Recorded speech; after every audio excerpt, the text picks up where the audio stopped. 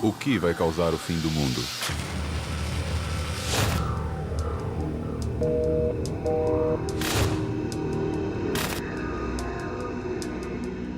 Uma guerra?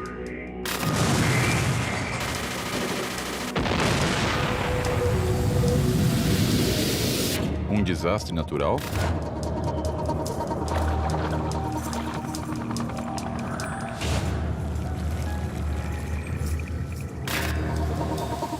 Um vírus que escapou de um laboratório? Uma arma biológica? Um vírus tecnológico?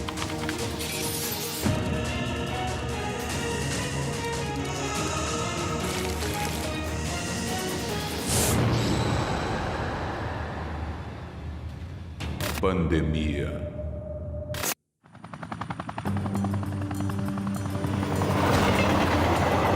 O ser humano vive preso aos seus medos. Morrer vítima de uma doença sem poder encontrar a cura a tempo, seja talvez um dos nossos maiores medos. Vamos imaginar que uma doença desconhecida afeta ao mesmo tempo todo um grupo de seres humanos, em um raio geográfico determinado, matando a todos, um a um, e não existe uma cura disponível hoje. Isso é uma pandemia. Um verdadeiro pesadelo. Agora, vamos imaginar que esta pandemia acabou com a espécie humana ontem. O dia seguinte. Do que fomos, restam apenas objetos. Os humanos foram extintos da face da Terra. A fantasia de escritores e cineastas se tornou realidade. O último homem acaba de morrer. Os sinais foram infinitos. Varíola, peste bubônica, tuberculose, gripe espanhola, HIV, gripe A, ebola. Milhares de vidas foram perdidas ao longo da história. Pandemias incontroláveis que foram acontecendo cada vez com mais frequência. Mas qual desencadeou o final?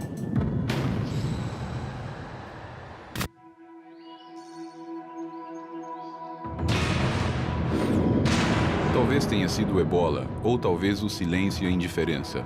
Somos conscientes que desde dezembro de 2013 um surto de vírus ebola foi detectado na África Ocidental?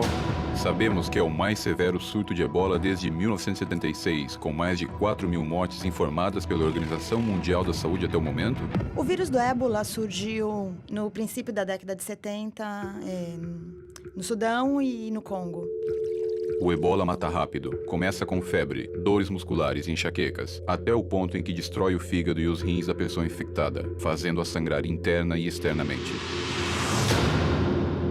Todos os agentes microbianos querem se multiplicar e invadir mais e mais e mais. Mas às vezes não tem muito sucesso, porque mata o paciente e mata tão rápido que não dá tempo para a pessoa transitar e poder infectar a outra. Esse é o caso do ébola, não é verdade? Acaba sempre sendo muito limitado devido à sua alta mortalidade. Os primeiros casos foram informados na Guiné e depois se estenderam para a Libéria, Serra Leoa, Nigéria e Senegal. Hoje em dia, o surto ainda está fora de controle. A organização Médicos Sem Fronteiras responsabiliza a comunidade internacional de se mostrar indiferente diante do surto mais grave de vírus ebola da história. 6 months into the worst Ebola epidemic in history, the world is losing the battle to contain it. Na Libéria, os centros de pacientes com ebola estão colapsados. O sistema de assistência telefônica saturado. Os hospitais e as clínicas fecharam as suas portas e os funcionários estão assustados. Já houve muitas mortes de trabalhadores sanitários. As Nações Unidas e o resto da comunidade internacional vão entrar em ação?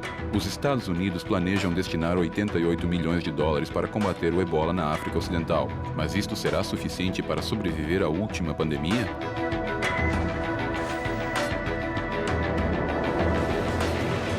A gripe A atingiu o México no ano de 2009, atacando inicialmente em Veracruz e depois se estendeu a nível nacional. 14 meses e mais de 18 mil mortos depois, finalmente pôde ser controlada.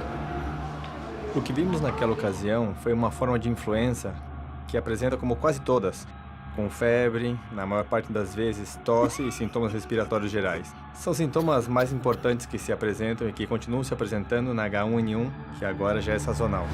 Em uma fria tarde de 2009, na cidade de La Glória, no estado de Veracruz, México, Maria del Carmen, a mãe de Edgar Hernández, chegou ao hospital da cidade desesperada, com seu filho de 5 anos colapsado em seus braços. Fui e falei para meu marido e disse: o que você acha?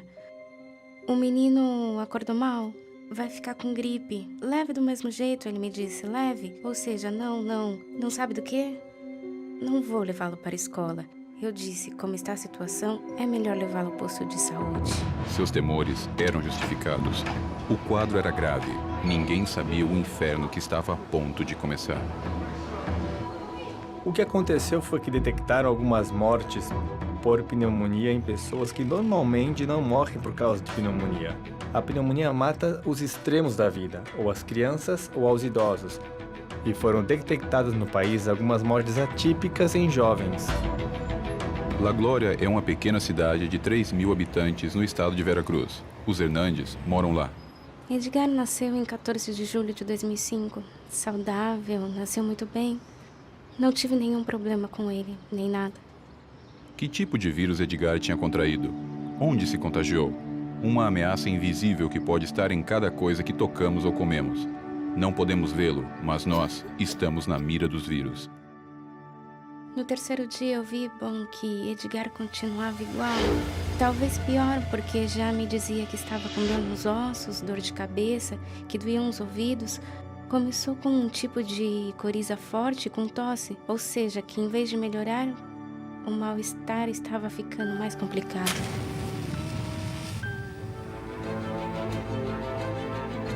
Algo estranho e macabro estava acontecendo diante dos olhos incrédulos da cidade inteira.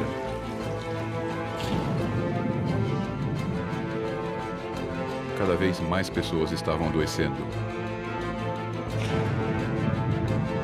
Era impossível prever a gravidade do que estava começando em La Glória e as consequências que podiam ter a nível nacional.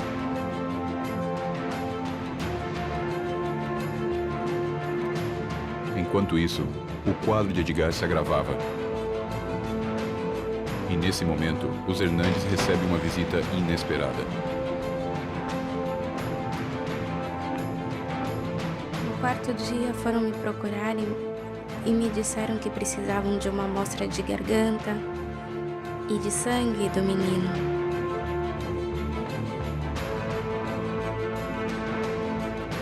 Coletam uma amostra de garganta e de sangue e eu voltei a comentar: doutora, para mim o menino está mal ainda. Pois então continue com o tratamento. E eu continuei.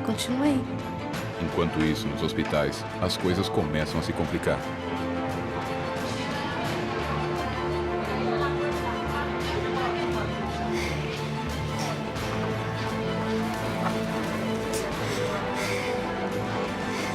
Depois desses 3 dias, ele já não queria comer nada. Não quis comer, não quis tomar água, não quis nada. Ele se sentia muito mal e a temperatura dele não abaixava de jeito nenhum. Descobriu-se que era uma nova cepa do vírus, especificamente H1N1, hoje conhecida como PDM09, Pandêmica 09, mas naquele momento ninguém sabia. Inclusive, houve uma confusão. Disseram que era gripe do porco e gripe suína. Depois disso, ficou protocolado no plano de preparação e resposta para uma pandemia de influenza, que era necessário tomar medidas de distanciamento social. Isso era o primeiro a ser feito e então isso fica determinado no dia 24 de abril, quer dizer, um dia depois de receber os resultados, o fechamento das escolas.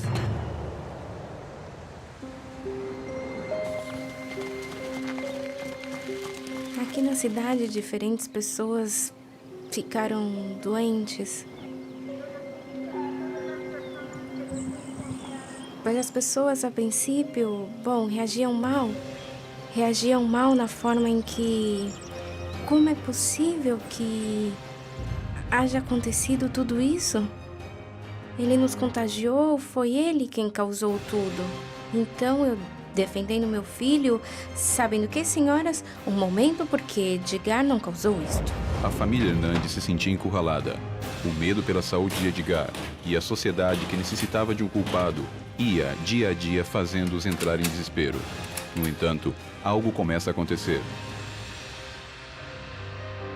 Alguns habitantes de La Glória atribuem seus problemas respiratórios à contaminação de resíduos suínos de criadouros localizados a 8,5 km ao norte da cidade.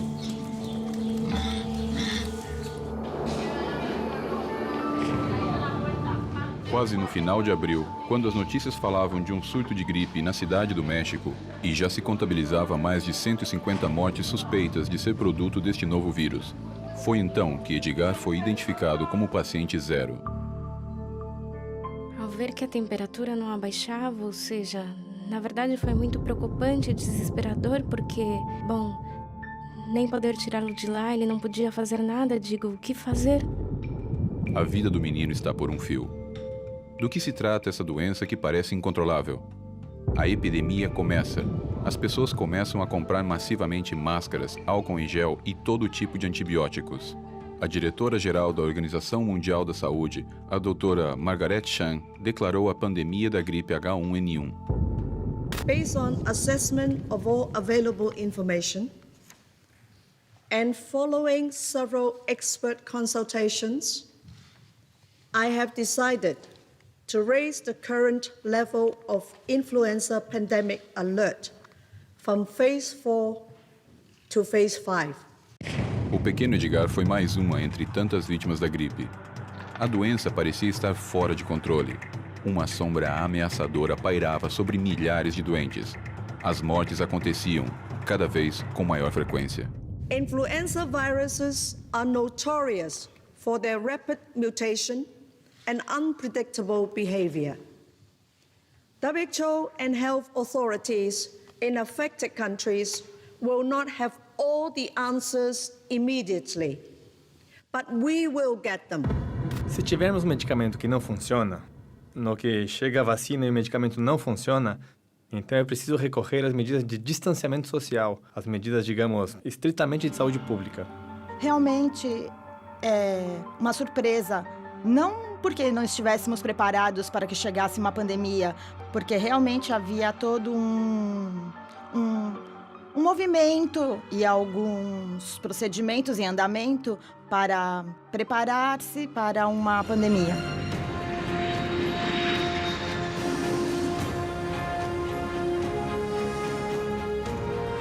Do que se trata? Como se manifesta? E então, quem o produz?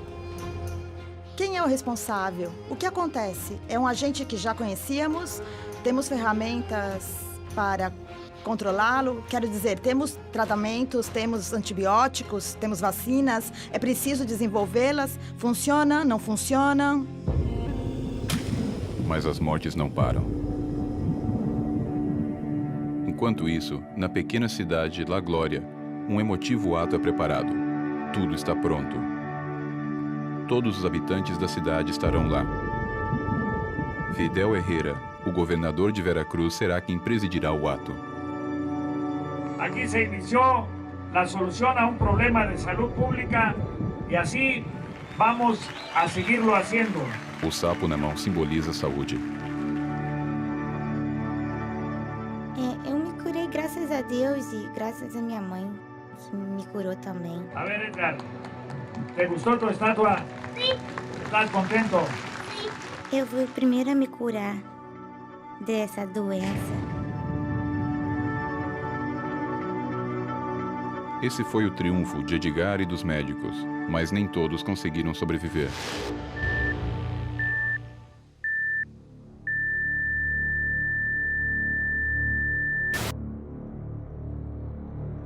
Todas essas mortes podiam ter sido evitadas? Sabemos realmente qual foi a magnitude dessa pandemia? Pode retornar? Estamos preparados para isso?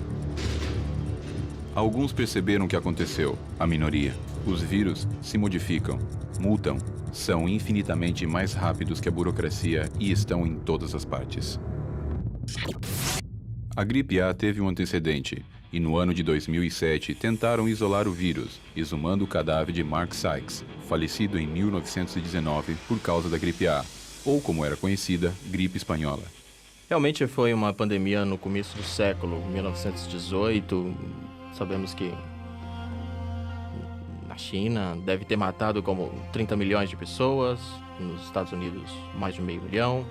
No Chile, mais de 20 mil mortos.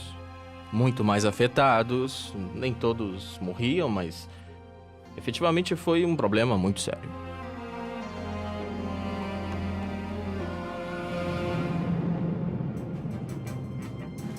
Mark Sykes foi um tenente-coronel do exército britânico que combateu na Primeira Guerra Mundial.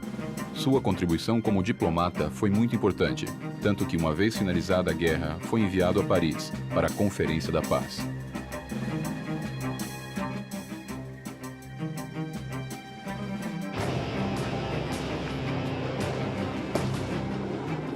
Os meios de comunicação espanhóis falavam com horror do que essa doença estava fazendo da população espanhola. A imprensa francesa, pelas condições políticas e conjunturas do momento, escondiam ou os obrigavam a esconder. No caso da gripe espanhola, a peculiaridade da pandemia é que impacta num período curto e que depois desaparece.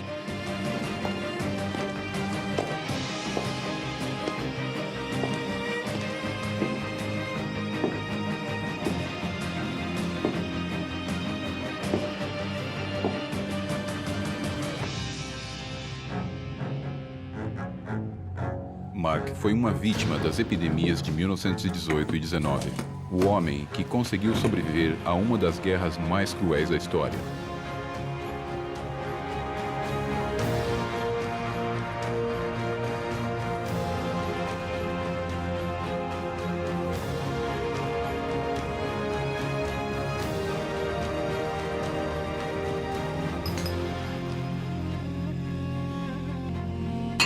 Mark encontrou a morte falando sobre a paz. Morreu em Paris, sozinho, em seu quarto de hotel, com 39 anos. Para ser levado à Inglaterra, seu corpo foi colocado em um caixão de chumbo. A chamada gripe espanhola foi a primeira pandemia do século XX e a última foi a do HIV. O HIV, o vírus da imunodeficiência humana, é o que causa a síndrome de imunodeficiência adquirida, conhecida como AIDS, e que implica no deterioramento e falha progressiva do sistema imunológico humano e que deixa o paciente indefeso contra o desenvolvimento de doenças causadas por infecções, o que em pessoas com sistemas imunológicos normais não aconteceria. Segundo dados da Organização Mundial da Saúde, há aproximadamente uns 35,3 milhões de pessoas infectadas com HIV no mundo. Calcula-se que em 2012, 2,3 milhões de pessoas foram infectadas no mundo e o número total de mortes mundial no período 1981-2007 é de 25 milhões de pessoas aproximadamente. Diante do aparecimento do HIV, muitas dúvidas sobre sua origem surgiram. Tratou-se de um vírus que escapou do laboratório? Foram vacinas vencidas e enviadas aos países pobres? Foi um vírus introduzido em macacos que foi transmitido aos humanos?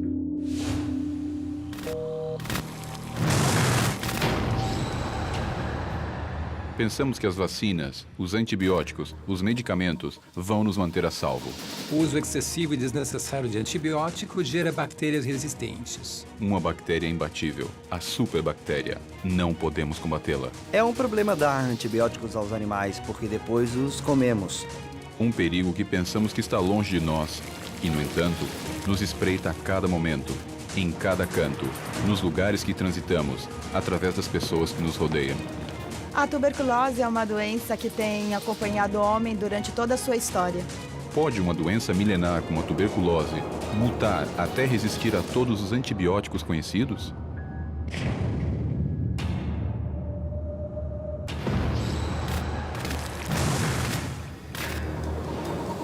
As pandemias atingem a humanidade há séculos. 100 anos atrás, a gripe espanhola matou mais de 50 milhões de pessoas na Europa e nos Estados Unidos. E no ano de 2009, surge a gripe A, causando o maior pânico no México, deixando mais de 8 mil mortos. A mutação de bactérias é uma realidade e os antibióticos já não podem nos proteger.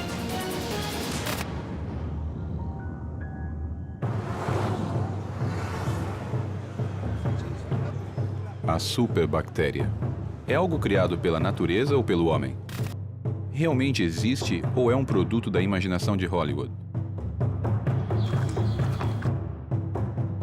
Pode ser derrotado? Os homens são criaturas vulneráveis e frágeis. Poderão enfrentar um organismo invulnerável? A luta será muito desigual. Nos países mais desenvolvidos, conseguir antibióticos é muito complicado.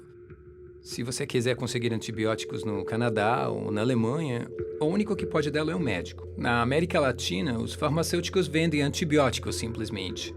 Você vai à farmácia e diz, me dá 10 gramas de ampicilina e pode levar o que quiser. É um problema muito sério. O excesso do uso de antibióticos gera bactérias resistentes. Quantas vezes compramos sem receita? Quantas vezes se trata da recomendação de um amigo, um vizinho ou um colega de trabalho?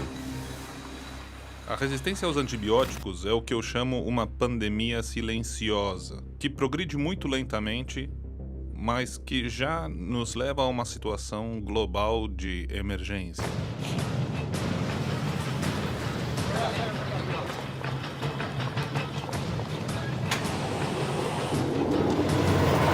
As bactérias estão desenvolvendo resistência para sobreviver.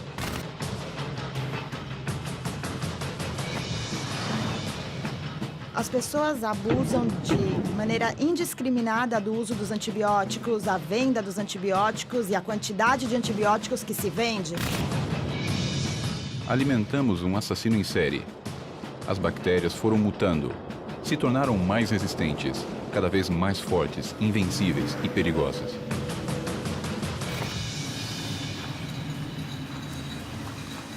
Se utilizamos os antibióticos apenas para as doenças nas quais eles são eficazes, isso impedirá o desenvolvimento de bactérias resistentes às que chamamos superbactérias. Agora este é o problema neste momento, mas nem tanto para darmos antibióticos demais aos humanos. O maior e principal problema é darmos antibióticos aos animais que comemos, frangos, vacas e porcos.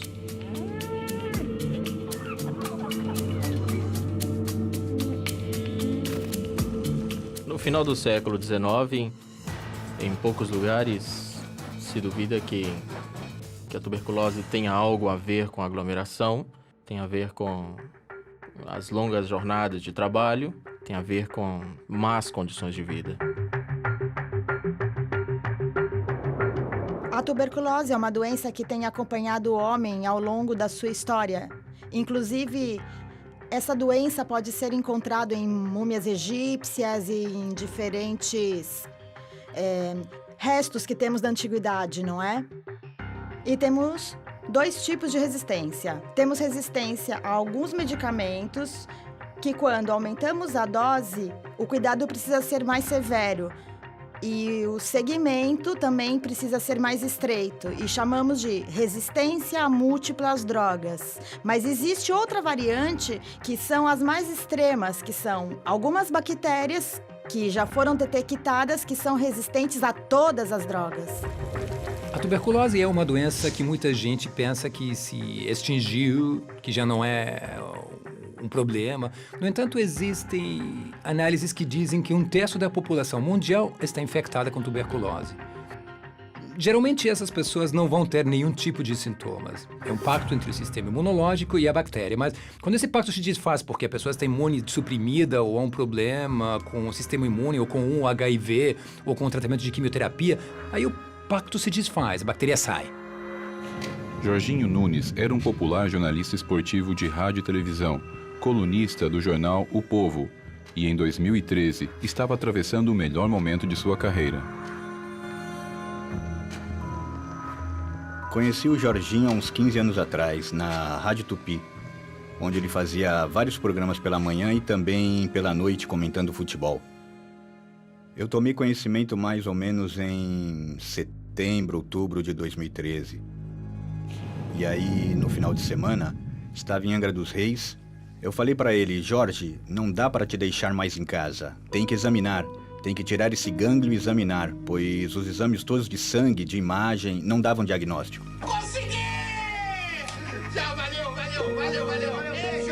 Esse é o Jorginho, moleque! Isso foi feito. Ele internou e, muito rapidamente, o gânglio foi retirado. A cirurgia foi simples e muito rapidamente o resultado veio falando, então, que seria tuberculose ganglionar. Quando você trata mais precocemente, você não deixa o paciente agravar e você consegue fazer com que o antibiótico, mais a imunidade deles juntos, consigam debelar aquela infecção. E, infelizmente, acho que a demora de iniciar o tratamento foi o fator decisivo. Depois de meses de luta, Jorge Nunes não sobreviveu e no dia 31 de janeiro de 2014 faleceu aos 63 anos de idade. O fato da tuberculose não matar de maneira tão fulminante como outras doenças faz que ela pareça uma doença mais benévola. No entanto, não é assim. Estamos vivendo neste momento no mundo, por um lado, uma queda importante nos casos de tuberculose, na maioria dos países, incluindo a região das Américas. Mas, por outro lado, o surgimento de algumas formas de tuberculose causadas por esta bactéria que está desenvolvendo resistência. Só quem está doente pode contagiar ou pessoas saudáveis também podem transmitir a enfermidade? O passado tem uma resposta. Mary Mallon chegou a Nova York vindo da Irlanda em 1884, quando tinha 15 anos. Em 1900, trabalhou como cozinheira em uma casa de Mamaroneck, uma pequena cidade próxima a Nova York.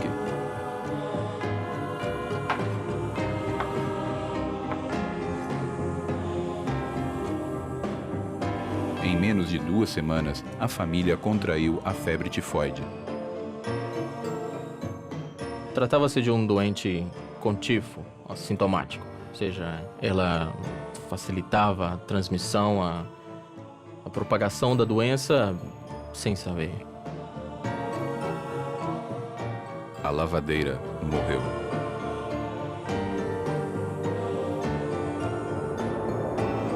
O que foi? A água? As maçãs? O quê?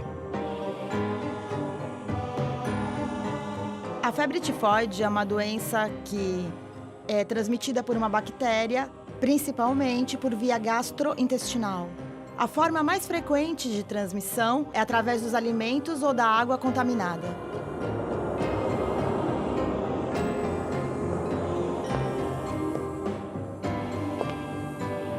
No ano seguinte, Mary se mudou para Manhattan e a família adoeceu de tifo.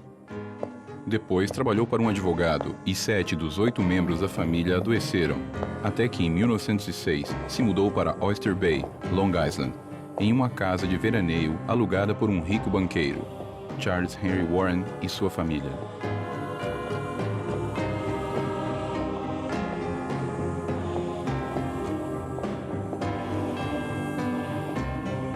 Maggie, a caçula da família, era quem mais aproveitava as férias. Essa casa era o lugar ideal para passar o verão.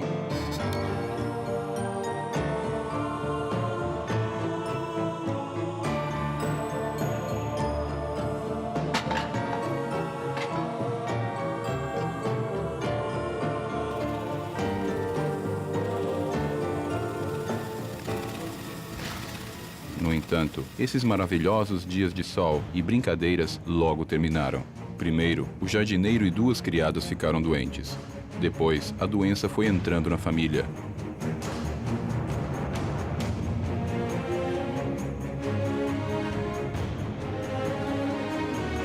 Poucos dias depois, a pequena filha de Warren ficou doente. Delira de febre. As notícias não são boas.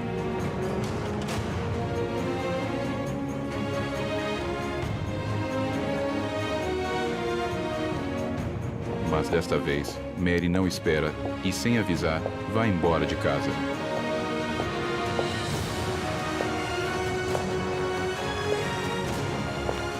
O que estava acontecendo? Era apenas azar de Mary? Por que ela fugiu? Suspeitava que algo estava acontecendo? Ela não podia imaginar que se tratava da primeira portadora saudável de tifo dos Estados Unidos.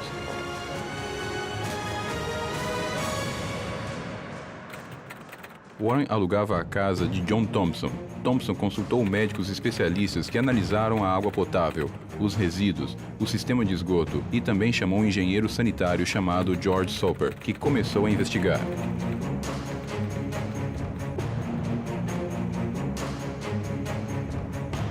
Soper interrogou a família e os criados.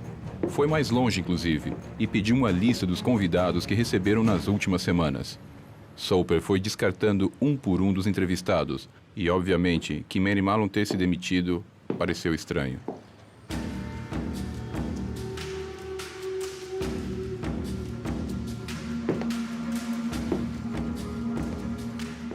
Soper foi à agência de emprego onde contrataram a Mary e descobriu que em todas as casas onde havia trabalhado, as pessoas tinham tido tifo.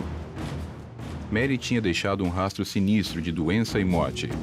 Soper acompanhou atentamente a notícia da doença até que, em março de 1907, chegou ao seu conhecimento os relatórios sobre uma família de Park Avenue, em Nova York, que tinha contraído a doença.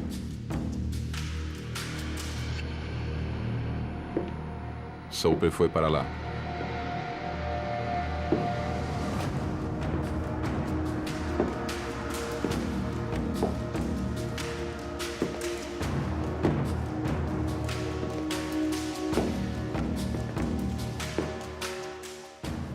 E, finalmente, se encontrou frente a frente com Mary na cozinha.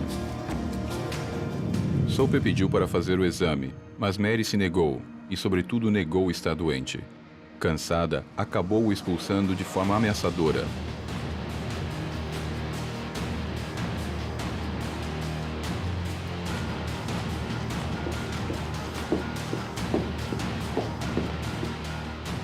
Mary foi isolada e morreu 23 anos depois. Mas não morreu de tifo, e sim de pneumonia.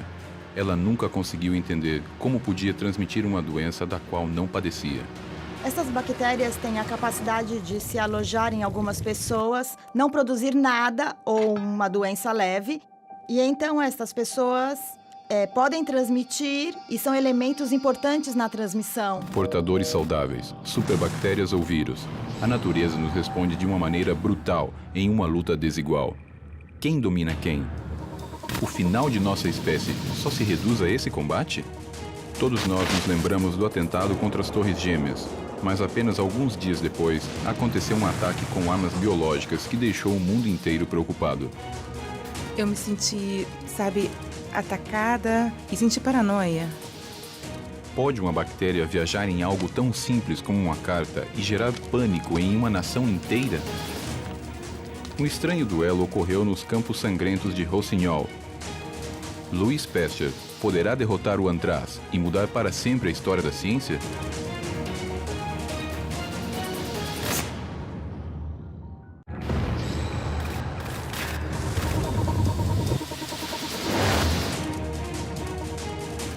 Uma doença milenar como a tuberculose ou uma nova cepa da influenza? A história já nos deu vários avisos. Nós não sabemos qual poderia ser a próxima pandemia, mas a ameaça está latente.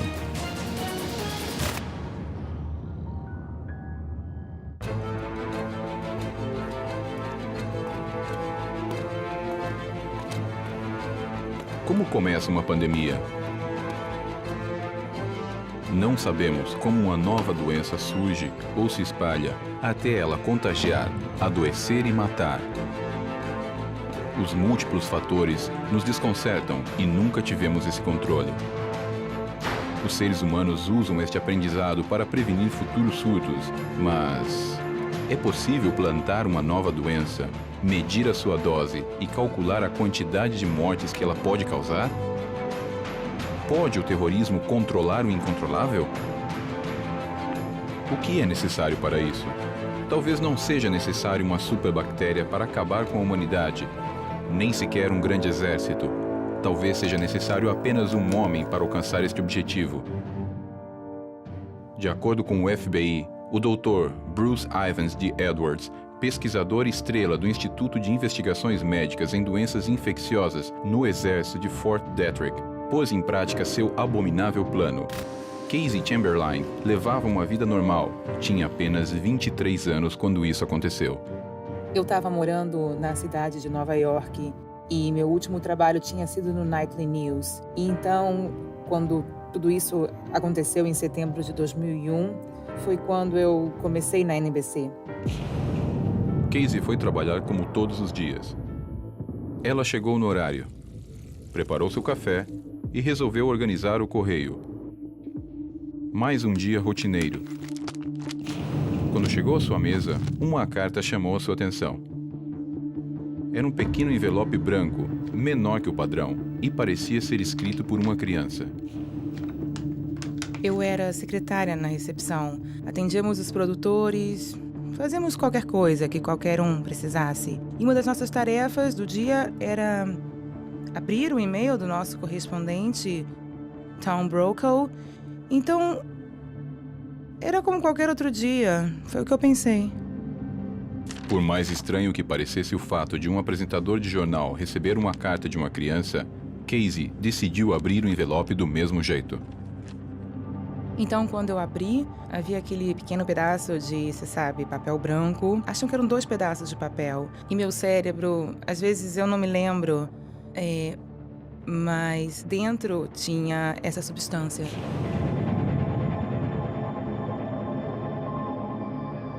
A substância parecia uma mistura entre açúcar mascavo e areia, e a carta tinha uma mensagem ameaçadora. Casey achou muito estranho. Nunca tinha recebido esse tipo de carta para Tom Brokaw. Ele mostrou para os colegas e, em seguida, jogou no lixo. E porque eu não sabia o que era, eu não queria que ninguém contraísse nada. Ninguém deu muita importância. Ameaças e insultos em um canal de notícias tendem a ser muito comuns, e ainda mais naqueles tumultuados tempos. A contaminação tinha sido cutânea, e os sintomas surgiram 10 dias depois. Se os esporos tivessem sido inalados, os sintomas teriam aparecido no dia seguinte. No fim de semana, comecei a sentir que eu estava me resfriando e as minhas glândulas começaram a doer. Ela começou a ter inchaço nos gânglios linfáticos ao lado do pescoço. Estava muito congestionada, se sentia muito mal, o que é bem comum nas etapas iniciais da inalação de antraz. Quando eu fiquei sabendo que eu estava com antraz, é claro que foi muito, muito assustador. Eu me senti, sabe, atacada, eu me senti paranoica e eu me senti assustada. Uma das razões pelas quais o antraz tem sido particularmente útil como provável uso militar e como arma do terrorismo deve-se ao fato de que quando ele se encontra na forma de esporos, que é como normalmente existe, ele é inanimado e tem uma carapaça dura do ponto de vista microscópico, muito, muito pequeno. Milhares de esporos que poderiam ser inalados e que você nunca saberia que esteve em contato com eles. Eles permanecem adormecidos por décadas ou até por séculos. Ao entrarem no corpo pela pele, mas principalmente se forem inalados e chegarem aos pulmões, esses esporos podem se transformar no que chamamos de organismos vegetativos. E eles se reproduzem. Eles causam a morte por meio da liberação de uma toxina. Esse é o trabalho deles. Durante o fim de semana, o estado de Casey piorou rapidamente. No domingo à noite, suas glândulas estavam extremamente inchadas. Casey sabia que algo estava errado. Eles sabiam que eu tomava um medicamento para acne. E pensaram que eu estava tendo algum tipo de reação alérgica a ele. Então, cada um deles me receitou, como qualquer outra pessoa faria, um antibiótico que começou, você sabe, a matar tudo que estivesse no meu corpo.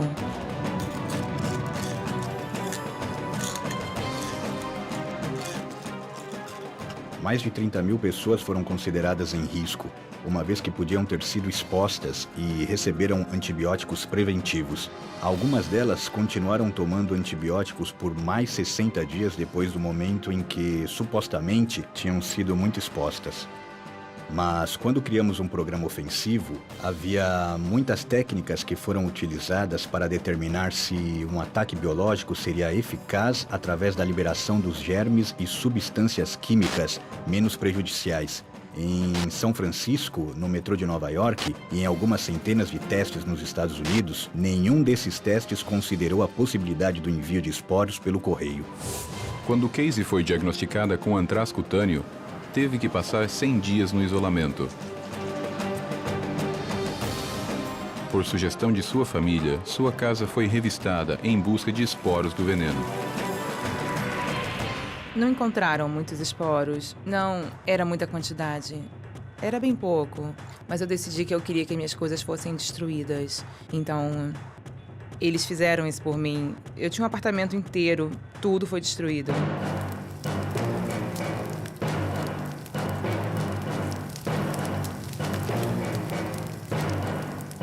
Acho que eu tenho sorte, eu pensei, porque ainda estou aqui. E agradeço por isso todos os dias.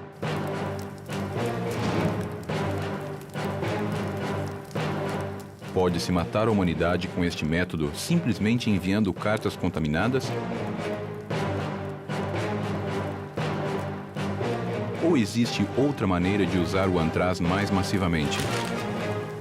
Se os esporos são dispersados em 100 quilômetros, eles contaminam 100 mil quilômetros de terra. Se comparado com armas nucleares, a área afetada é 300 vezes maior. E ao invés de durar alguns segundos, dura vários dias.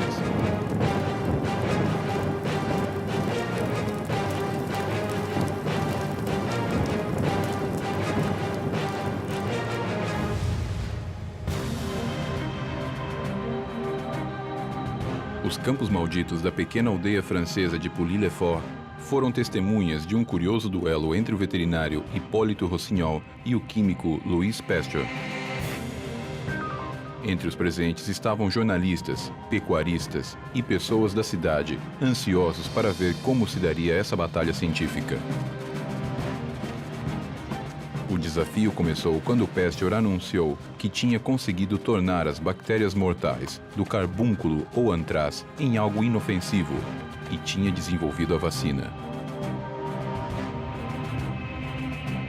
Os fazendeiros colocaram as cabeças de gado para o desafio e Rossignol decidiu dar seu apoio em Pouilly-le-Fort, perto de Paris. Ali, Pasteur aplicou sua vacina em 24 carneiros, 6 vacas e uma cabra, e deixaram 21 animais sem vacinação e os marcaram como propriedade de Rossignol.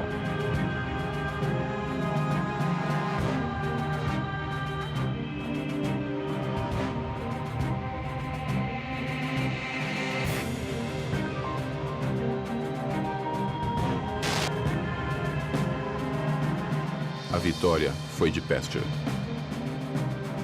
O gado de Rossignol morreu. O homem encontrou uma solução para vencer o antraz. Mas foi também o homem quem o aperfeiçoou em um laboratório, tornando-o uma arma letal. Quanto tempo falta para que alguém consiga transformar todo o planeta em um campo maldito? O antraz é uma bactéria usada em bioterrorismo, mas não seria a única arma biológica. Teorias conspirativas falam da manipulação de vírus tais como febre hemorrágica, por enquanto, apenas na teoria. O medo de um ataque com este vírus aterroriza pelo seu rápido poder assassino. Será este o fim? Uma pandemia provocada pelo homem ou por um vírus em um laboratório? Antraz, peste equina, cólera, febre hemorrágica.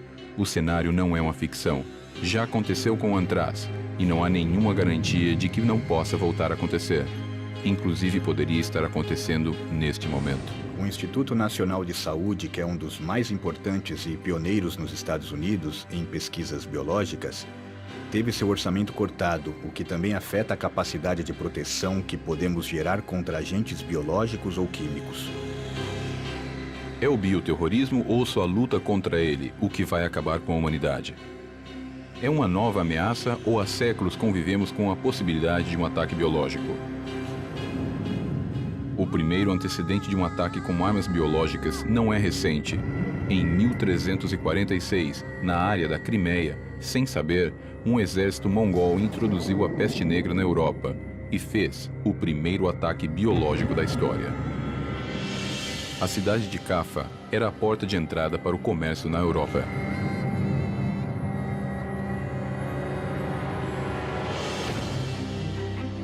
Havia um muro ao redor da cidade e os tártaros, que eram um grupo tribal de muçulmanos, tentaram no ano de 1346 criar um comum cerco na cidade de Caffa.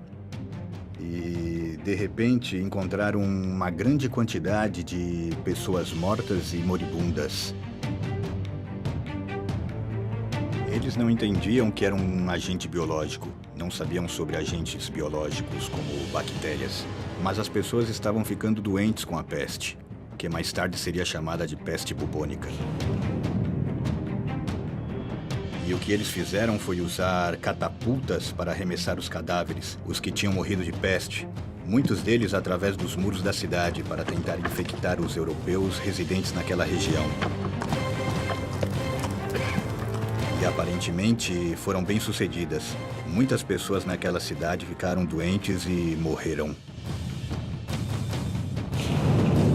7 séculos passaram desde a pandemia da peste bubônica, que quase extermina a população europeia. Isso pode se repetir? Alguém, neste momento, pode estar trabalhando para que isso aconteça? Aqueles que nos atacam estão prontos e, como antigos guerreiros, preparam suas catapultas para acabar com a humanidade.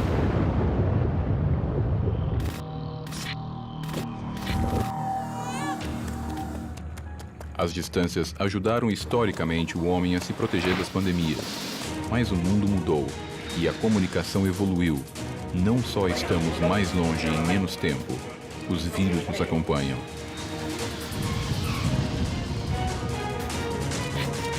O que aconteceria se um passageiro levasse a praga ao redor do mundo em 24 horas? Poderia um único infectado com o ebola espalhar o vírus em várias escalas de voo? As comunicações nos unem e, ao mesmo tempo, nos deixam cada vez mais vulneráveis.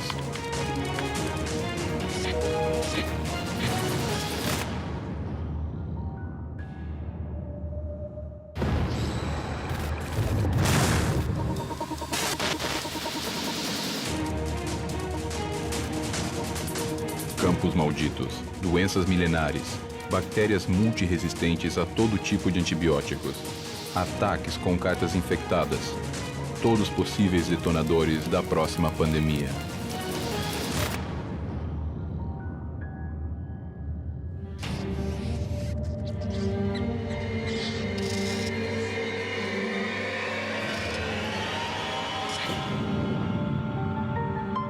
A peste bubônica parece distante no tempo, uma pandemia que não poderia ser repetida. No entanto, recentemente, em 24 de dezembro de 2013, foi dado um alerta em Madagascar. Foram registrados mais de 40 mortos e 80 infectados com peste bubônica naquele país, no que poderia ser uma das piores e mais perigosas cepas da doença. Vai voltar a subir no barco ou desta vez vai preferir um meio de propagação mais veloz? Hoje em dia, assistimos à revolução dos transportes e das comunicações. As distâncias estão diminuindo. Hoje, uma viagem entre Londres e Madrid dura não mais que 2 horas e meia. 7 séculos atrás, uma viagem de Londres à Espanha poderia durar 1 mês. Em 1345, Alfonso VI de Castela assinou um tratado com Eduardo III da Inglaterra, selando a aliança matrimonial de seus filhos, Pedro e Joana. 3 anos mais tarde, Joana se prepara para deixar Londres rumo à Espanha. Joana levará um lindo vestido para o seu casamento. Ela não conhece Pedro. Há muito tempo ela o imagina. Dizem que é moreno. Dizem que é 1 ano mais velho do que ela. Desde que tem memória, sabe que vai se casar com Pedro. Não se questiona, é assim. Seu pai, o rei, sabe o que faz. É pelo bem da Inglaterra. Os inimigos espreitam e ela vai cumprir o seu papel. Mas os inimigos não estão somente fora do castelo. A peste bubônica também é uma das doenças que chamamos bíblicas ou medievais, junto com a febre tifoide, o cólera e a febre amarela, que foram as grandes ameaças da humanidade até o século XIX.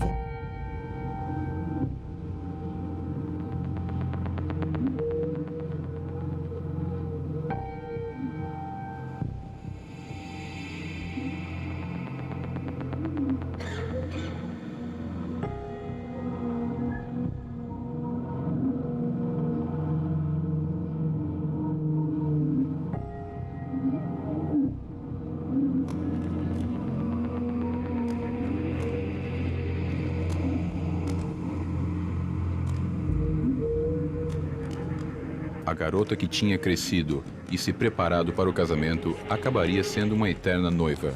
Ao chegar em Bordeaux, tinha morrido.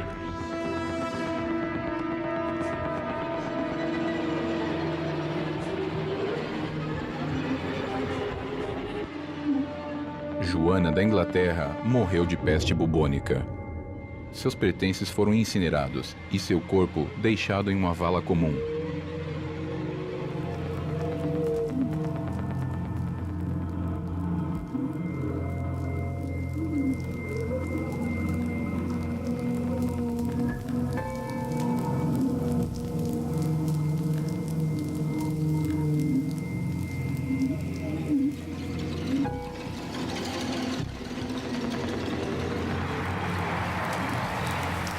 Como tantos outros, como 1/3 da população europeia, que somados aos efeitos indiretos da desorganização social causada pela doença, desde as mortes por fome até o falecimento de crianças e idosos por abandono, pela falta de cuidado, foram 50 milhões de mortos.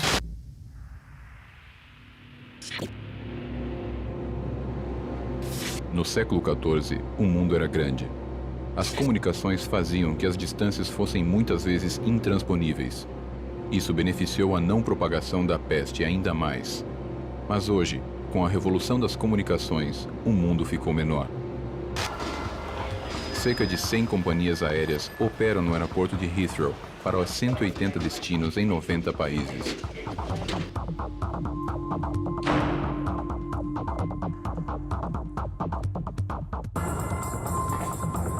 Thomas está em trânsito. Ele é um engenheiro. Está voltando para sua casa em Düsseldorf, vindo de Abu Dhabi, onde esteve trabalhando para a companhia dele. Não está se sentindo bem. Acha que pegou um resfriado por causa do ar-condicionado. Não imagina que contraiu o coronavírus, ou síndrome respiratória do Oriente Médio.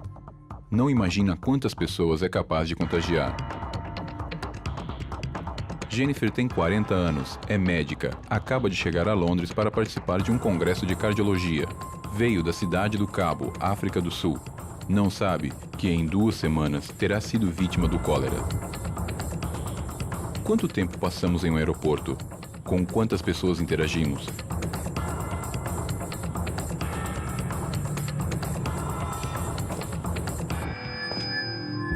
Kyung-ki é representante de uma empresa coreana e está retornando para Seul. Ele está feliz, pois vai se reencontrar com a sua família. Vai ficar doente e vai se recuperar logo, mas não a sua esposa, a quem ele vai contagiar com a gripe H7N9, mais conhecida como gripe aviária. Os Hinojosa estão de férias. Viajaram por diferentes cidades europeias. Estão voltando para o México. Helena cuidou durante toda a viagem para que seu filho Gael não pegasse um resfriado. No entanto, um casaco não poderá defendê-lo do vírus que o levará ao hospital. É preciso lembrar que vivemos em um mundo globalizado. Em um mundo onde você pega um avião em Buenos Aires e 7 horas depois está em Nova York. E já foi provado a transmissão de bactérias e vírus em voos de longa duração. Não há mais respeito pelas fronteiras. Com a possibilidade das pessoas viajarem de avião ao redor do mundo em apenas 24 horas, acredito que seja muito possível que uma nova pandemia venha acontecer nos próximos anos. O mundo se tornou muito pequeno. O transformamos em algo muito perigoso e a cada instante estamos mais vulneráveis. Existe ainda uma forma de evitar uma pandemia? Existe realmente alguém que possa impedir a nossa destruição? Nesse pequeno mundo existem seres ainda menores que podem ser letais. Os mosquitos. Eles estão perto, muito perto, na rua, em nossas casas. Não dão medo, não nos assustam e, inclusive, os subestimamos. Pensamos que, no fim das contas, vai ser apenas uma picada. A dengue é uma doença que já existe aqui e, se disséssemos que é um novo agente, não poderíamos classificá-lo como uma pandemia. É uma doença que tem 4 vírus e cada um deles não oferece nenhuma proteção contra o outro, ou seja, não há o que chamamos de defesa cruzada entre os 4 vírus da dengue. Assim que qualquer pessoa pode ter dengue 4 vezes, de diferentes origens. E, por outro lado, essa também é a razão pela qual é tão difícil desenvolver uma vacina contra a gripe. Existem teorias que endossam que os mosquitos transgênicos podem chegar a se tornar as novas bombas assassinas contra os homens, apenas com a modificação da sequência genética.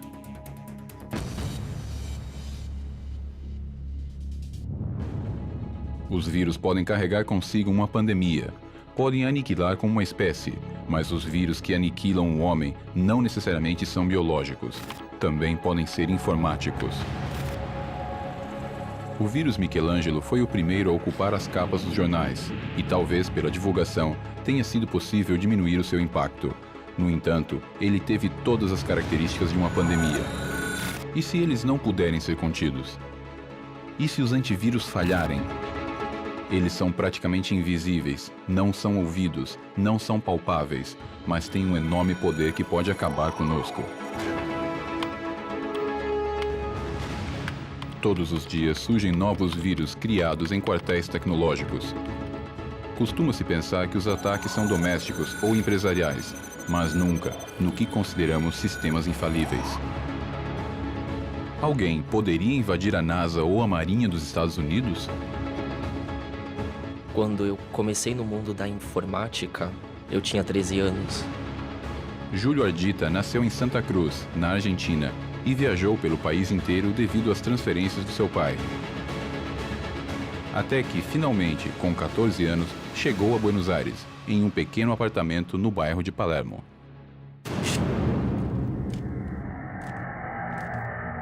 Naquele momento, meu tio tinha me dado um computador e um modem, mas que tudo precisamos dizer que a velocidade do modem era muito baixa, que era de 300 baud. Ou seja, vamos imaginar que hoje em dia uma conexão padrão de 1 mega equivale a 1 milhão de baud. Então isso me levou a me conectar com outros computadores, para aprender, para conhecer. Então eu me conectei via modem com outros sistemas informáticos, comecei a conhecer outras pessoas que faziam parte de redes, de sistemas.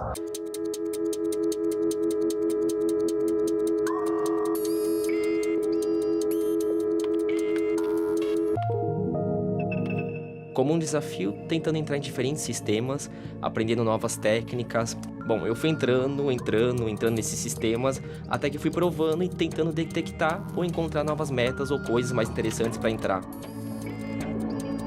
Bom, isso me levou a entrar em sistemas da NASA, do Departamento de Defesa dos Estados Unidos, da Marinha Americana e diferentes sistemas críticos. À medida em que vencia mais barreiras de segurança, a curiosidade de Júlio foi ficando cada vez maior. Pense que na NASA há uns 300 mil computadores, ou seja, são muitos sistemas. Você às vezes não encontra as coisas no seu próprio computador, encontrar em 300 mil é muito mais complicado. Mas dentro disso, parte do que eu vi brincando, entrando, foi que no seu momento era uma espécie de Google Maps que existe hoje, digamos. Foi realmente impressionante. Com as coordenadas, você tinha imagem de satélite do arquivo do dia anterior, de como estava. Isso foi realmente muito, muito impressionante. Júlio entrou na NASA através da Universidade de Harvard. Brincando, cheguei até lá e onde, no ano de 95, eles detectaram isso nos Estados Unidos. Uma pessoa, em particular, viu que entrei nos registros dos sistemas informáticos onde estavam os julgamentos internos da Marinha Americana.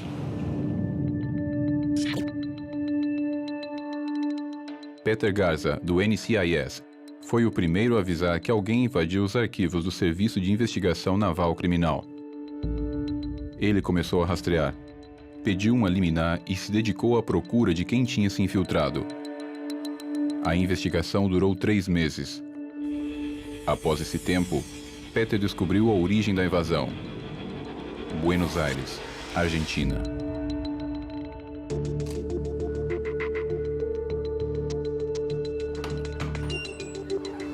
No dia 28 de dezembro de 1995, Júlio chegou em casa à noite, depois de sair com a namorada.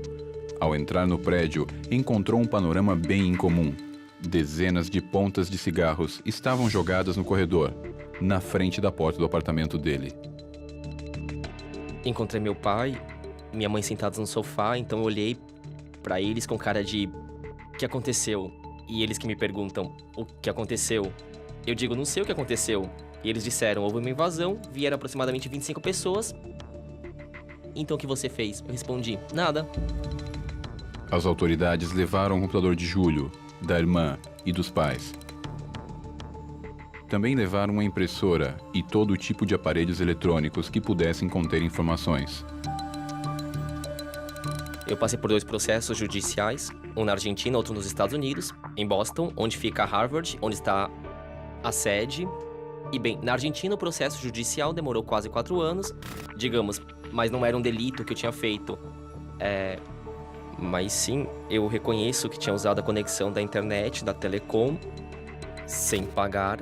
Então o que o juiz na Argentina basicamente definiu foi uma multa pelo tempo de uso da internet que tinha sido usada de graça, sem pagar.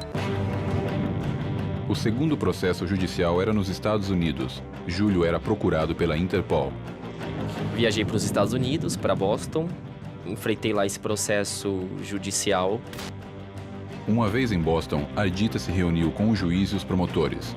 Nessa reunião, eles chegaram a um acordo e acertaram os detalhes de como o caso seria solucionado.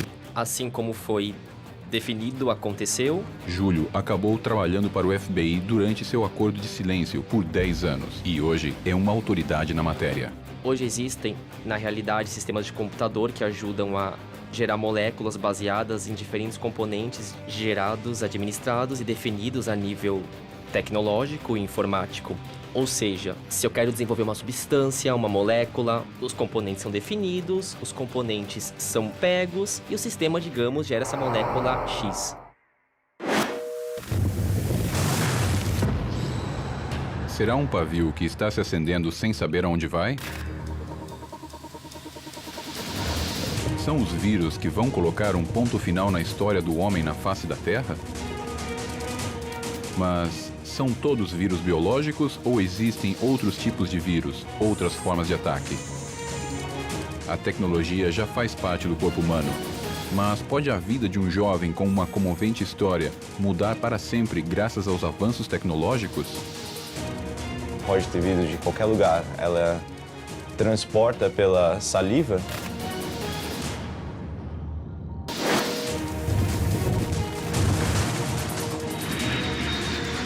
A velocidade das comunicações diminui cada dia mais as distâncias entre os países.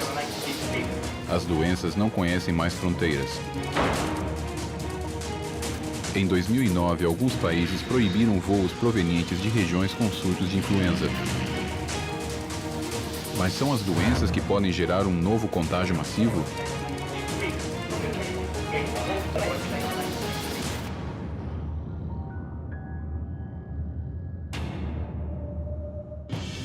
É possível, então, usar a tecnologia para modificar a genética e criar um super-humano? É possível gerar um vírus tecnológico que desencadeie uma pandemia e acabe com a espécie humana como a conhecemos agora? Podemos ser substituídos por um novo ser humano melhorado e concebido em um laboratório? A tecnologia melhorou a vida de Pedro Pimenta e lhe devolveu quase tudo o que ele tinha perdido. Nasci no Brasil e aos 18 anos eu tive uma meningite meningocócica que me fez perder meus 4 membros e faz já 4 anos que eu estou nos Estados Unidos. Eu contraí a meningite meningocócica quando eu tinha 18 anos de idade no Brasil. Eu morava em São Paulo e, na verdade, não tem como saber como você adquiriu a bactéria. Pode ter vindo de qualquer lugar. Ela transporta pela saliva, então pode ter sido o espirro de alguém. Quando eu era muito jovem, eu tive colegas que tiveram meningite no Brasil e a gente ouve falar, mas eu não sabia que podia acarretar em amputações de forma alguma. O maior surto epidêmico de meningite aconteceu no final dos anos 90, onde afetou a 250 mil pessoas e 10% delas morreram.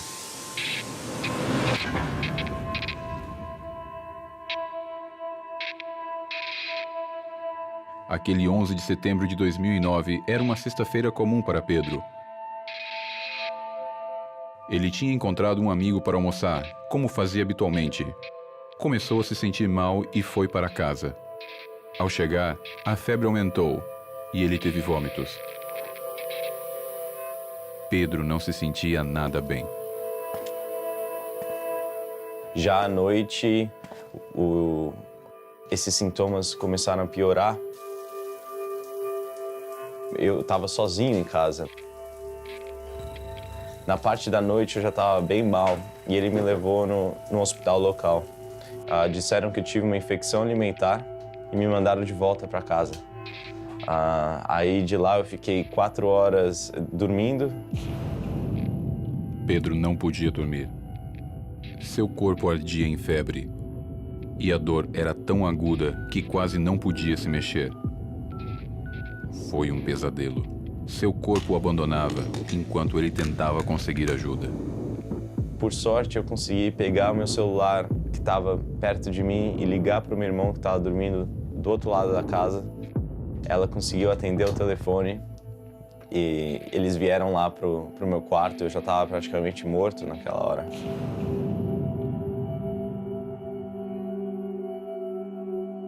Quando eu cheguei no hospital, já sem consciência, cheguei lá com pouquíssimas chances de sobreviver, menos de 1% de chance de sobreviver. Foi muito rápido, desenvolve muito rápido. Eu acordei do coma após uma semana internado no hospital. Eu não tinha a mínima ideia de onde eu estava, porque quando eu cheguei lá eu já estava apagado já.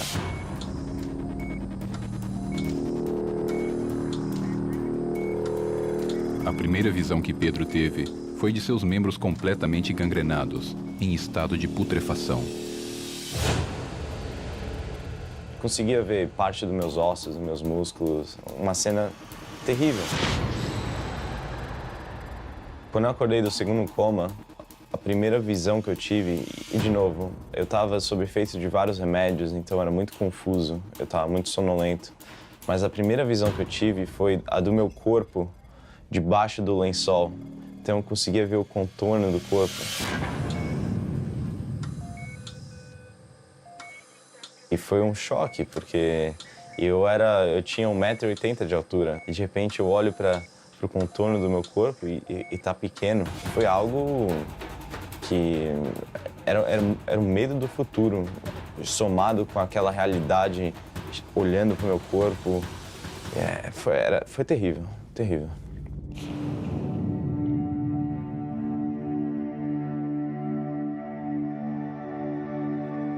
Uma coisa importante que ainda não sabemos é quais são as condições que as pessoas afetadas têm que no segundo ou no terceiro dia elas começam a ter transtornos massivos de coagulação e formas hemorrágicas graves.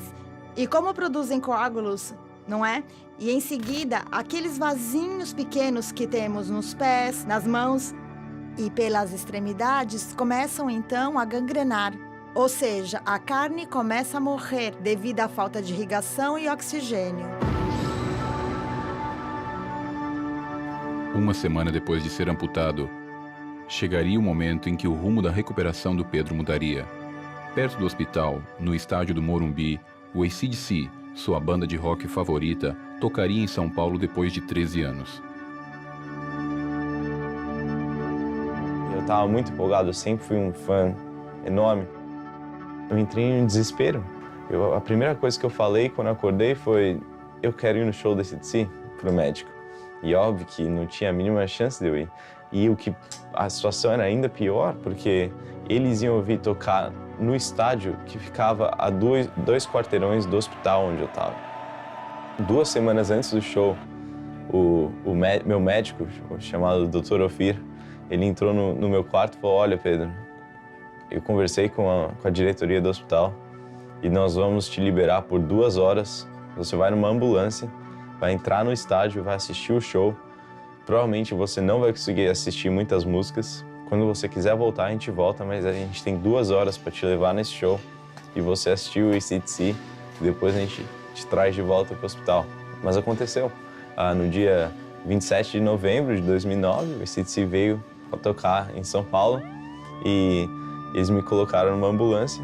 A ambulância me levou até dentro do estádio com 70 mil fãs. Mas ali foi quando eu vi que, poxa, eu tive uma das melhores noites da minha vida ali. E naquela situação foi quando eu vi que, olha, dá para me divertir ainda, dá para ter uma boa vida. Pô, eu tive uma noite fantástica numa situação dessa, então minha vida não acabou. Foi uma experiência memorável assistir o AC/DC naquela noite. A partir deste momento, Pedro começou uma nova vida. Eu conheci o Kevin Carroll, que é o vice-presidente da Hanger. Eu resolvi ligar para ele, porque eu queria uma outra perspectiva. Eu queria saber se era possível eu abandonar a cadeira de roda e ser um cara independente sem usá-la. Quando eu conheci o Pedro, ele estava numa cadeira de rodas, não tinha braço nem pernas. Uma frase que ele falou que foi muito marcante é que você não tem que adaptar o mundo a você, você tem que se adaptar ao mundo. Ele tem um computador no joelho. Tem também sensores que chegam até o chão. Então, quando ele dá um passo com a prótese, o sensor detecta a superfície sobre a qual está parado e instantaneamente manda um sinal para a articulação do joelho, que garante que o joelho esteja preparado para cada passo que ele queira dar. Como resultado, Pedro é completamente independente. Ele pode andar, ele pode correr um pouco, pode dirigir um carro. Ganhou muita independência graças à prótese. Nas mãos corretas, a tecnologia devolveu ao Pedro parte de sua vida. Mas o que aconteceria se essa tecnologia fosse utilizada pelas mãos erradas? Quando se trata da direção para a qual caminha a tecnologia, quem pode saber aonde nos levará? As mãos equivocadas poderia ser destrutiva. Isso não dá para saber, só o futuro nos dirá. E o homem também é um sistema. Essa poderosa arma criada pelo homem acabará se tornando seu assassino? Como um Deus assassinado pela sua própria criação, não restará mais vestígios do homem na Terra. Há pouco mais de um século, a teoria da evolução determinou que o Sapiens sapiens, nossa espécie, tinha surgido pela seleção natural. No entanto, não se sabia então, e nem se sabe ainda, qual foi o gatilho da divergência evolutiva. Em que momento nos separamos dos primatas? Por quê? Foi um acontecimento? Foi uma sucessão de acontecimentos? Não sabemos. E se não temos esse registro, poderemos perceber se esse acontecimento está se repetindo? Evitaremos como espécie uma nova seleção ou alguém mudará o nosso destino? Essa nova escalada tecnológica colocaria nas mãos de máquinas o destino da humanidade? Todas as espécies têm um inimigo natural. No caso do homem, se diz que o pior inimigo do homem é o próprio homem.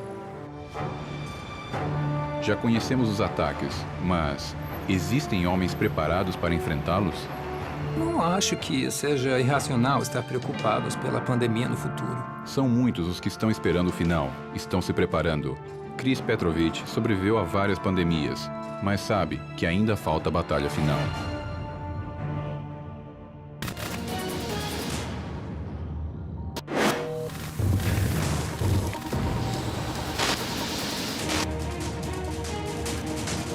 A tecnologia nos protege e, ao mesmo tempo, nos torna mais vulneráveis. Enquanto ninguém espera por uma pandemia, uma arma química ou um vírus tecnológico, existem pessoas que estão se preparando.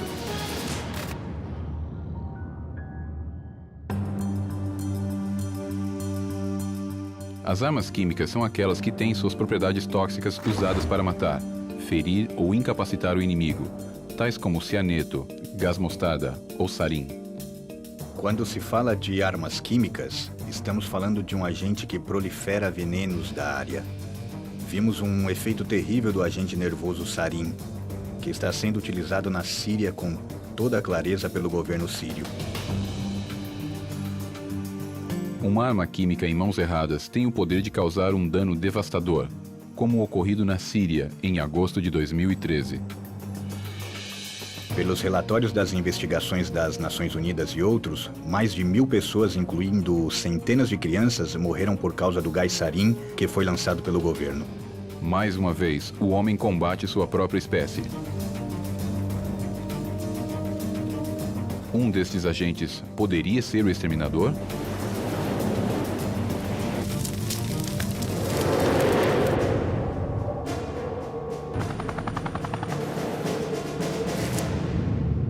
Chris Petrovich vive em Miami, mas nasceu no Peru, em 1969. Chris é um prepper, um especialista em sobrevivência. Por causa do seu trabalho, viajou para a África, onde um surto de ebola está acontecendo. O vírus do ebola, quando eu estava na África, me deixava um pouco nervoso. Mas quanto aos corpos amontoados nas ruas, eu estava em Uganda, Quênia, Tanzânia em abril, maio de 1994, quando todos os corpos saíam de Uganda, então eu vi, não sei, mulheres de corpos que tentavam enterrá-los imediatamente. Os preppers são as pessoas que se alistam de forma ativa para lidar com qualquer emergência por conta própria. Uma catástrofe natural, colapso econômico, uma explosão atômica ou uma pandemia. Eles gostam de usar essa palavra porque é mais suave e politicamente correta. Mas eu venho da velha escola, que faz parte da cultura e sobrevivência que sempre foi mal vista, porque as pessoas os veem como se fossem pessoas contra o governo, coisa que eu não sou.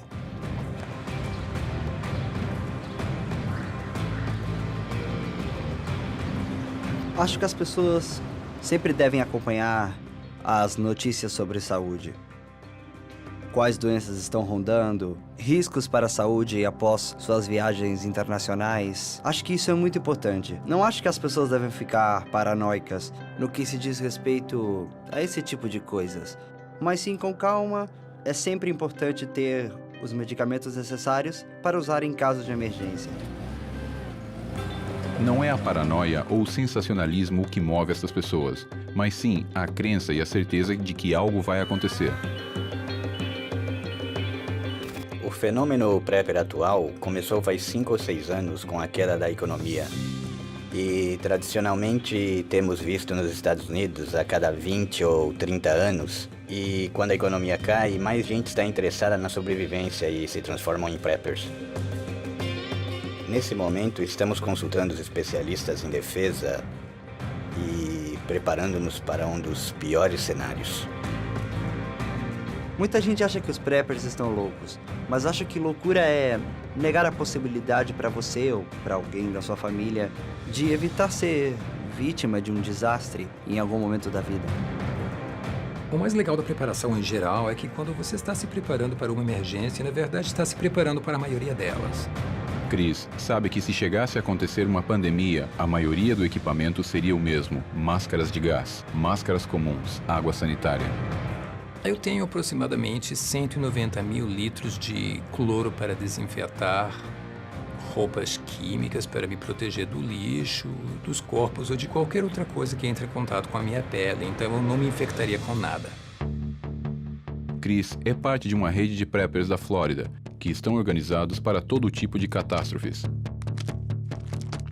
Se alguma coisa acontecer, como uma queda de energia ou uma tempestade solar como em 1859, ficaríamos sem qualquer comunicação eletrônica. Meus contatos, meus amigos e meu ambiente já têm equipamentos de comunicação de reforço. Em outras palavras, no dia que a eletricidade desaparecer, já temos locais marcados para nos encontrarmos em 24, 36, 48 horas, deixar mensagens e nos comunicar. Mas também temos equipamentos elétricos protegidos por grades. Então, não importa o que aconteça, ainda temos maneiras de nos comunicar. E sabemos que, se tudo mais der errado, teremos 2 dias para nos encontrar um lugar onde poderemos trocar informações e traçar um plano para continuar em frente. Se começasse uma pandemia ou uma catástrofe massiva, os governos estariam prontos para nos ajudar? Em grande escala, o 11 de setembro foi o pior ataque em solo americano. Certamente esperamos que algo assim não volte a acontecer, mas existem pessoas aí fora que acham que algo similar de grande escala pode ocorrer novamente. Os Estados Unidos estão dando grandes passos e gastou milhões, talvez bilhões de dólares na aplicação de novas medidas de segurança para tentar impedir que algo parecido aconteça. O governo dos Estados Unidos supostamente está organizado, tem muitos recursos. Se uma pandemia ou uma catástrofe atingisse muitos lugares dos Estados Unidos, os recursos e o pessoal do governo só poderiam atender aproximadamente 5% da população. Os habitantes estarão à deriva. Petrovich acha que o caos está próximo e se prepara para isso. No meu lugar especial, eu tenho o que a maioria devia ter. Primeiro água, depois comida e, em terceiro lugar, medicamentos. E também tem uma alternativa de painéis solares, lanternas Apenas o básico, botas, roupas, você sabe, suprimentos que você vai precisar para se manter de 2 meses a 6 meses, quando as coisas vierem abaixo. Não acho irracional estar preocupado por uma pandemia no futuro, tendo em conta tanta instabilidade econômica e política. Se o desastre chegasse a acontecer, os preppers parecem estar prontos, mas milhões não estão. Será o suficiente para evitar a extinção?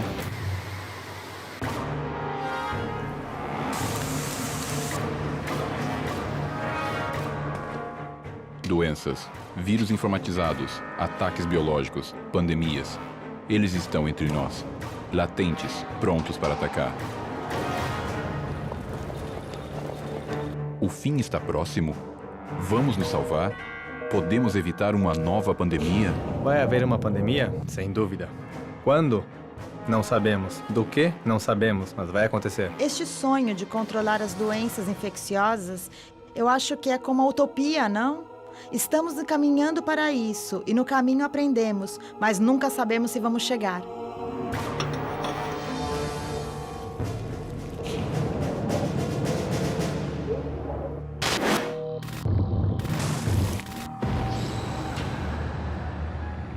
O termo chikungunya deriva de uma palavra em idioma Makonde, um grupo étnico do sudeste da Tanzânia. Pouco nela nos remete a um vírus que faz as pessoas se dobrarem de dor e febre.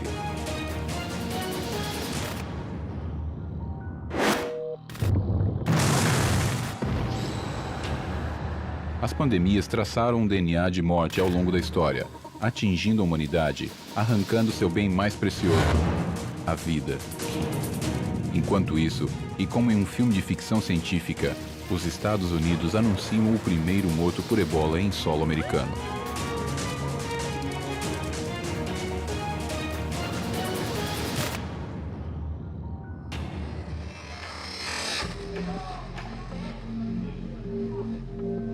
O chikungunya está atingindo a América Central nesse preciso momento, através da picada de um mosquito infectado, os mesmos mosquitos que transmitem a dengue. Os sintomas são febre, fortes dores nas articulações, dores musculares, dores de cabeça, náuseas, cansaço e erupções cutâneas. Mas, sobretudo, o mais característico é que os pacientes chegam curvados por causa da dor. Nicarágua, Venezuela, El Salvador, Colômbia, República Dominicana, Porto Rico e a lista continua. A quantidade de afetados já passa de mais de 90 mil e pelo menos 22 mortes foram informadas. Ainda não existe cura contra o chikungunya, e ainda que a sua taxa de mortalidade não seja alta, os sintomas causados por ele são tão intensos que o tornam um enorme risco para as faixas da população mais exposta. Mas isto poderia mudar? Poderia o chikungunya mutar geneticamente e começar a contagiar entre humanos? Este vírus poderia se transformar em uma pandemia que atinja toda a América Latina? A resposta ainda não existe. Hoje, os governos dos países afetados estão enfrentando este novo inimigo, tentando ganhar dele a batalha por vidas humanas.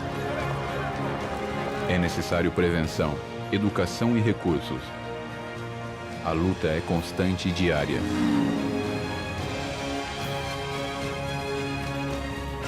Ninguém sabe, nem pode garantir o que pode chegar a acontecer.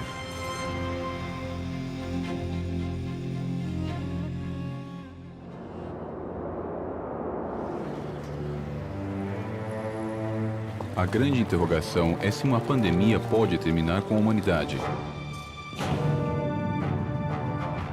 Cenários e percursos de algum dos perigos enfrentados pelo homem já foram imaginados. Desde a peste bubônica até o bioterrorismo. Desde a gripe espanhola até as armas químicas. Vítimas, investigadores, médicos, jornalistas e testemunhas tentaram dar uma resposta própria. Estarão surdos a tudo isso que já foi dito? Vão fechar os olhos para não ver?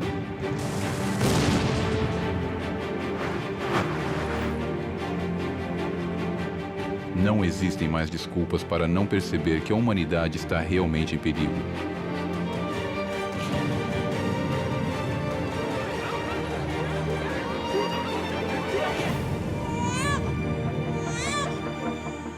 De onde virá o golpe fatal?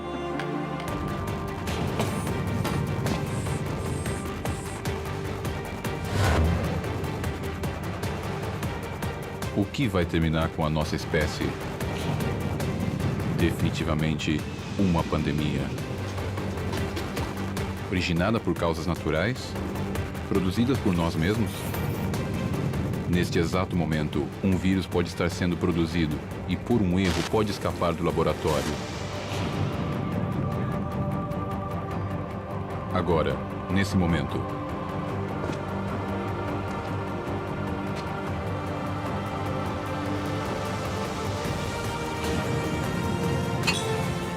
É uma batalha perdida?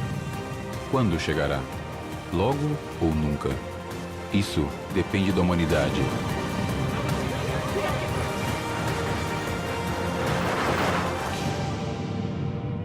Sobreviveremos?